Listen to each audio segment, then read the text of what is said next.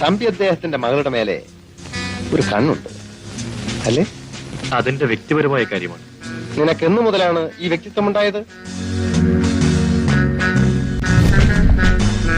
ഞാനും ഒരു മനുഷ്യനാണെന്ന് മനസ്സിലാക്കിയ കാലം മുതൽ. സ്വന്തമെന്ന് പറയാൻ ഒന്നുമില്ലാത്തവൻ മനുഷ്യനെന്ന് പറയുന്നതിൽ അർത്ഥമില്ല. നിങ്ങൾക്ക് വേണ്ടി ഞാൻ എപ്പോഴും പണയം വെക്കുന്ന എന്റെ ജീവനില്ലേ, അതെനിക്ക് സ്വന്തമാണ്. അതുപോലും എനിക്ക് അധീനമാണ്. സാഹചര്യം എന്നെ ഒരു പോക്കറ്റടിക്കാരനാക്കി. ജീവിക്കാൻ വേണ്ടി ഒരിക്കലും ഞാൻ എഴുന്നിട്ടില്ല. എന്നെ എതിർത്ത് സംസാരിക്കാൻ തക്കവണ്ണം നീ വളർന്നു അല്ലേ? എതിർപ്പ് എനിക്കൊരു വെല്ലുവിളിയാണെന്നുള്ള കാര്യം നിങ്ങൾക്കും അറിയാമല്ലോ.